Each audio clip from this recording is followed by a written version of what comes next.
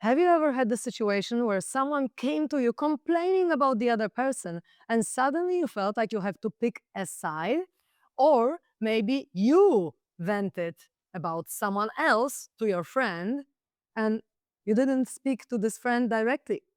This is called triangulation, one of the most destructive manipulation patterns in relationships. Today, in the episode number 13 of the Connection Catalyst podcast, we're going to discuss this pattern because it's really, really hard to be in it. And it's also not that easy to see it when you're already in it. It is a subtle manipulation because, of course, someone can tell you, oh, but I just wanted to talk to you about them because I feel like I need to share my feelings, right? But if they are actually doing the other person a villain, then it's not healthy. So, what is triangulation? It's when two people have a problem, but suddenly they bring another person in and make this other person a problem. So now it becomes the triangle instead of the connection. So it's a kind of like tool of separation. And in the triangle, there is always a hero, the one who saves, like the savior, right?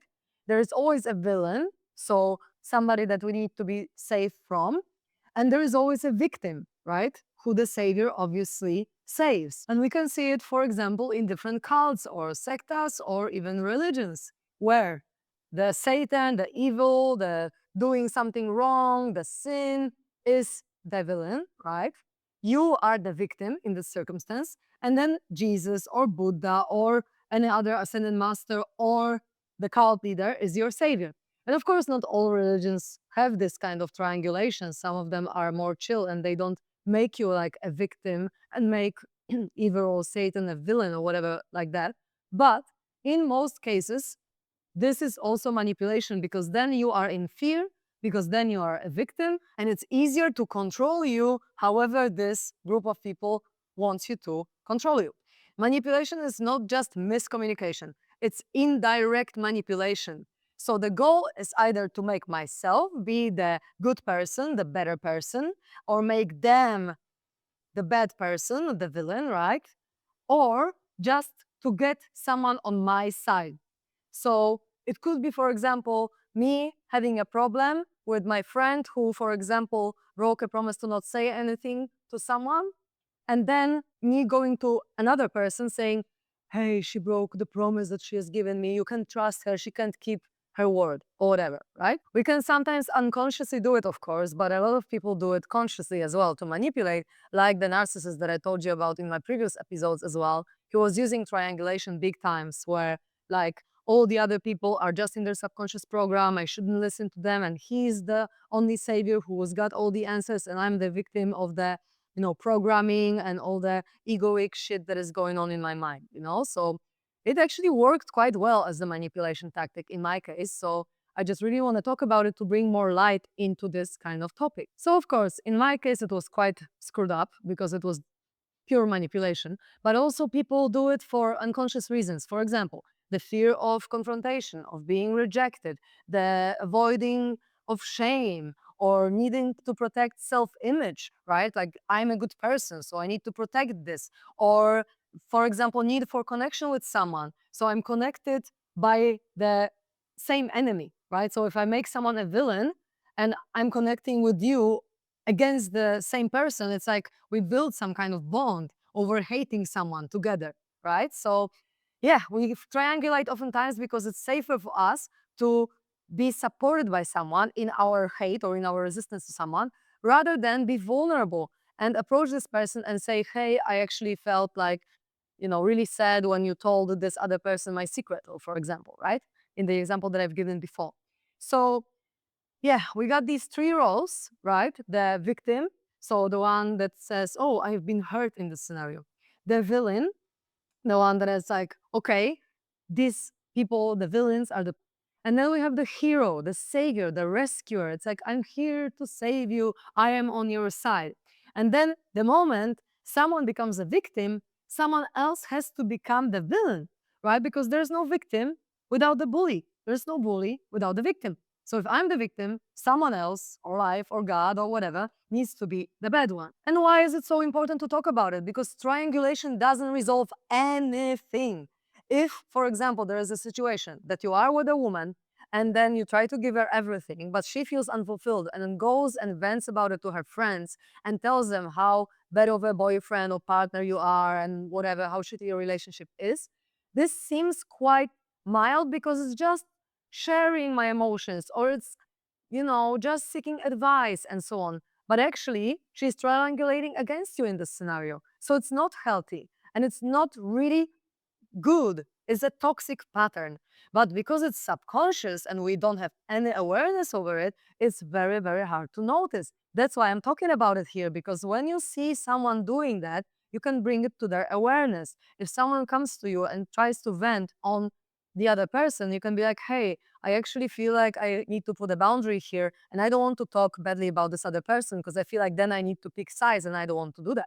For example, right? So there can be different ways how triangulation works, but you can not get involved if you want to. In terms of like, you can stop your involvement in the situation if you just don't want to bother with this at all. So the problem is that triangulation doesn't look toxic, but it is toxic. It looks like connection. It looks like someone just wanting to share their feelings with you. But of course, it always depends on the intention of the person who's sharing something. Because if they are sharing it in order to make themselves good and another person bad, of course, the energy behind it is different than when they are really just asking you for support and hold space for them without blaming the other person, without projecting this onto them, but just knowing that they need to process their emotions with you and you can just hold space for it, but not like making this other person bad or like a villain in the scenario, right? So, yeah, in the nuance of this manipulation tactic is the playing victim, or exaggeration, or highlighting what the other person did in a shitty way, right? So then you know that maybe the intention of someone who shares with you about this other person what they did is not fully pure. Unfortunately, the triangulation causes misunderstandings, causes separation, causes division, even though the intention is to connect and to create closeness through a common enemy. But it actually creates more and more separation in this world. And that's not what we want if we want to walk the path of self development, of growth, and of love. So, yeah, the relationships can be broken because of that. It's very toxic. And I've been triangulated against many, many times by this narcissist that I told you about in my previous episodes, because I was always the one to be put off on a side, and he would talk to the other people shit about me, that I'm not developed enough, that they shouldn't talk to me because I'm, not evolved enough, and I will bring them down if they speak to me. So I was the villain, he was the savior, they were the victims, right? And fortunately for my friendships, they saw through it, and now we are back to being good friends. But like, this manipulation tactic is real, especially if we perceive someone who uses it as an authority or like a guru or like a teacher, then they can easily use it, or priest, right? They can easily use it against us. So yeah, a small crack in between people can really turn into this Grand Canyon. And when triangulation is used, then this is usually what happens. So, how to deal with triangulation in a few simple steps. First of all, question the intention, right? Ask the person that is venting about the other person, like, are you venting, or do you actually want a solution or resolution of this problem? Because then it will make them feel like, oh my God, is it really me wanting to make this other person bad, or do I actually want to resolve the problem? Because I want to, look, if I want to resolve the problem, then we can do something about it, right? Second of all, go direct. So be really clear. Like, if you have a problem with someone, go and talk to this person, you know? And stay neutral in this. Don't get involved in other people's drama, because this doesn't serve anyone. And take it also back to the source. So if the person comes to you venting about someone else, you can actually say, oh, this sounds like it's a really important issue to address. How about you share this with them directly, you know? And then we want to resolve also the small conflicts so they don't escalate, and triangulation doesn't even have to be used at that time. Because if you fix things when they are small, then they don't become like this big issue. Another thing is just to stay empathetic and attuned to both sides instead of one side, and to really like feel that, okay, both people in some kind of way are hurt in this case, right? It's not one or the other, it's one and the other. Both people have needs in this scenario. So don't just side with one person and resist the other, but see the broader perspective, objectify it in a way, zoom out from whatever is told to you, and assume that this other person also had reasons to act like they did. And so instead of looking for this theme, like who is right, who is wrong, or whatever, we can ask, like, okay, what are the needs that need to be met in this scenario? Because obviously all of the people somehow have a conflict, so that means that they have unmet needs. So when you meet these needs, the conflict and the triangulation ends. So the triangulation keeps people completely separated, divided, but the direct communication, the vulnerability, brings people closer together. So if you want to stop triangulating, even if you see yourself doing it right now, you need to learn how to speak with your vulnerability and with your truth directly to the person that hurt you. Because sometimes when you have a conflict with someone, or in my case, oftentimes, when you speak about it and you share your vulnerability, the energy after conflict is actually closer. You feel more intimate with this person than before. It's even better than before. That's how conflicts should work, right? When we have an argument with our partner, we want it to bring us closer together, not to divide us. And when the triangulation happens, it's usually or often or always division. So we want to avoid that. So if you want really deep, healthy relationships, you need to be brave enough to see your subconscious mind, to see all the shit that is inside of you, to see the vulnerability, and to remember that connection doesn't come from alliances against someone. It comes from wholeness, from oneness with everyone, and honesty with people. So remember, the moment that you pick the side, you lose the truth, because it's never one sided.